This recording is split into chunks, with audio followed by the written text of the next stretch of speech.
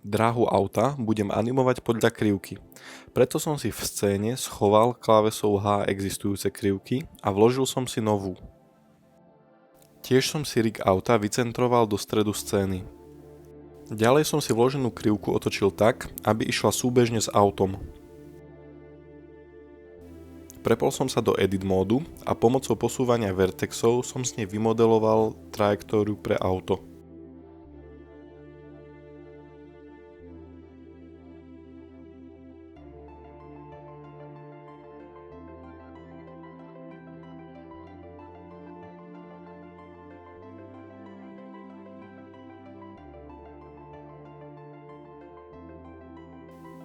Keď som mal trajektóriu hotovú, označil som si krivku a rig auta a prepol som sa do pose módu. Následne som v záložke Bone Constraint pridal možnosť Follow Path. Ako target som pridal aktuálnu priamku. Auto by sa malo premiestniť na začiatok priamky. Vo vlastnostiach som ako Forward Axis vybral možnosť -y a zaklikol som polička Fixed Position a Follow Curve. Môžete vidieť, že menením Offset Factor sa auto hýbe po krivke.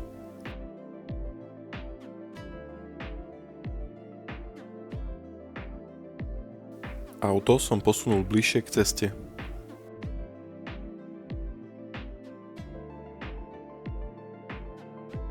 Časovú os som si nastavil na prvý frame a stlačením kosoštvorca pri Offset Factor som si vložil kľúčový snímok. Potom som na časovej osi prešiel na posledný snímok, ktorý chcem, aby animácia mala. Zmenil som hodnotu Offset Factor na 1 a znova som pridal kľúčový snímok. Ešte sa mi nepáči, že animácia má pomalý nástup a dozvuk, preto s tlačením klávesovej skratky T som si otvoril menu, v ktorom som zvolil možnosť lineár.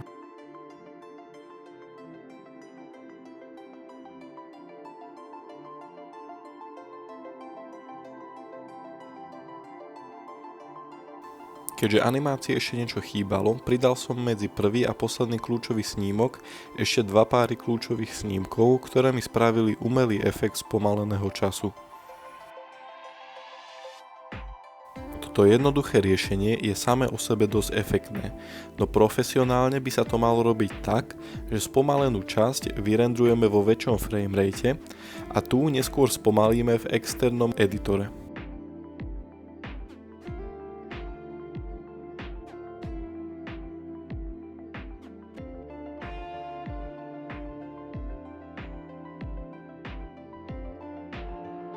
Pokiaľ sme s pohybom auta po krivke spokojní, pridáme natáčanie kolies. Spravíme to tak, že vyselektujeme opäť rig auta a krivku. Prepneme sa do pose módu a v záložke Rig Car klikneme na možnosť Bake Car Steering.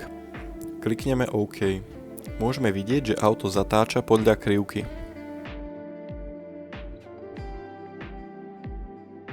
Rovnaký postup použijeme aj na otáčanie kolies, len tento raz zvolíme Bake Wheels Rotation.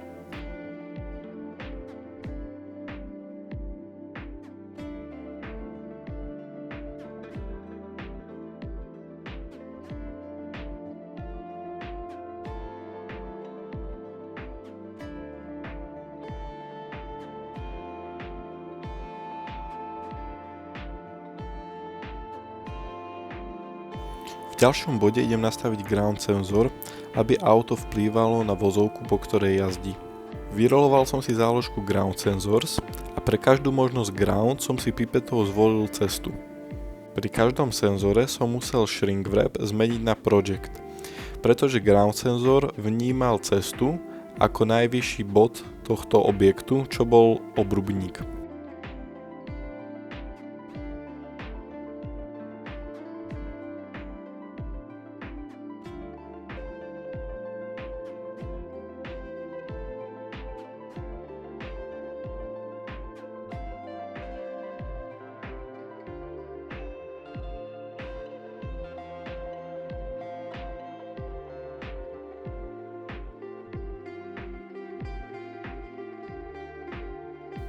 Efekt driftu som docielil animáciou ťahla rigu zadnej nápravy. V bode začiatku driftu som pridal prvý keyframe. Potom po každej zmene som menil úhol náklonu, tak aby odpovedal náklonu v drifte.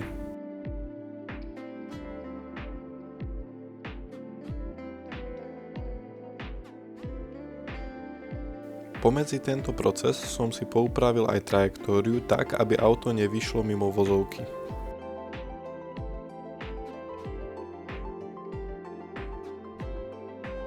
Bola to pre mňa asi najzábavnejšia časť animácie.